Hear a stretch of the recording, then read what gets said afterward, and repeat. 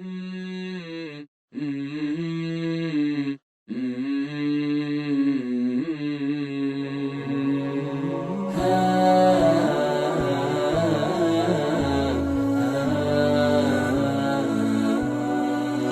اللہ الرحمن الرحیم۔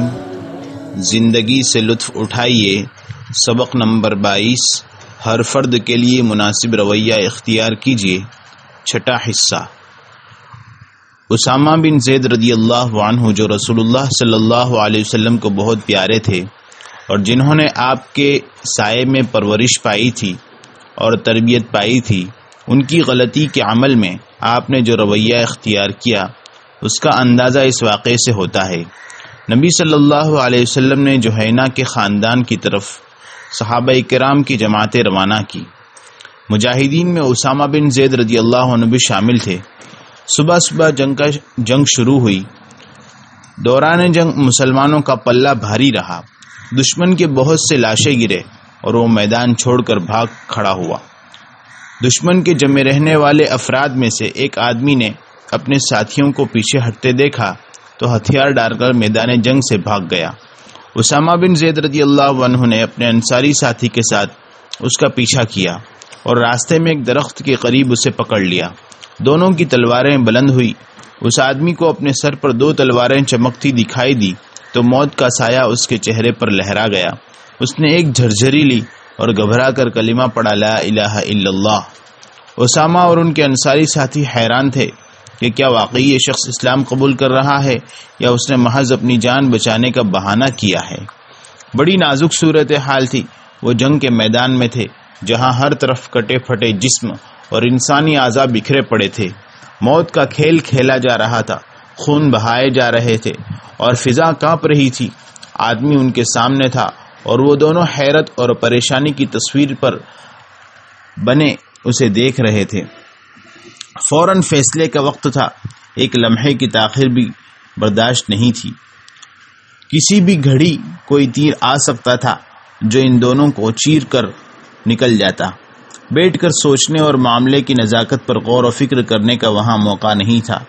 انصاری نے اپنی تلوار ہٹا لی، لیکن اسامہ رضی اللہ عنہ نے یہ سوچ کر کہ اس شخص کا اسلام قبول کرنا ایک بہانے کے سوا کچھ نہیں، تلوار کا وار کیا اور اسے موت کے گھاٹ اتار دیا۔ مسلمان فتح حاصل کرنے کے بعد خوشی خوشی مدینہ لوٹ آئے۔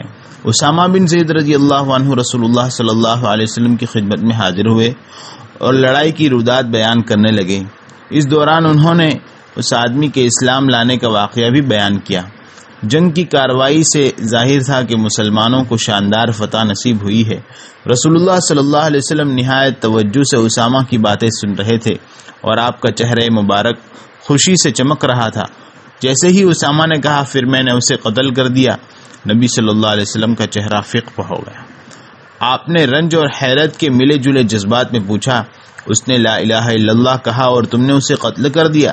اسامہ نے عذر پیش کیا، اے اللہ کے رسول، اس نے یہ دل سے نہیں کہا تھا، اس نے موت کے ڈر سے کلمہ پڑھا تھا۔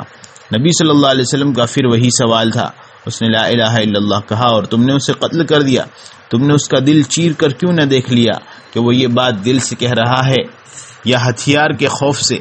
رسول اللہ صلی اللہ علیہ وسلم بے قراری سے اسامہ کو دیکھتے اور یہی کہتے رہے، قال لا الہ الا اللہ ثم قتلتہ، قال لا الہ الا اللہ ثم قتلتہ، کیف لک بلا الہ الا اللہ اذا جاءت تحاجک یوم القیامہ۔ اس نے لا الہ الا اللہ کہا اور تم نے اسے قتل کر دیا، اس نے لا الہ الا اللہ کہا اور تم نے اسے قتل کر دیا۔ لا الہ الا اللہ کا کیا کرو گے جب یہ کلمہ قیامت کے دن تمہارے پاس آئے گا اور تم سے جھگڑے گا؟ آپ بار بار یہی کہتے رہے۔ اسامہ کہتے ہیں، آپ بار بار مجھ سے یہی پوچھ رہے تھے، حتیٰ کہ میں نے تمنا کی کہ کاش میں آج سے پہلے مسلمان نہ ہوتا۔ ان 6 سبق کا خلاصہ یہ ہے، سب لوگوں کو ایک جیسا مت سمجھے۔ لوگوں کی طبیعتیں کتنی رنگا رنگ اور الگ الگ ہوتی ہیں، آپ اس کا اندازہ نہیں کر سکتے۔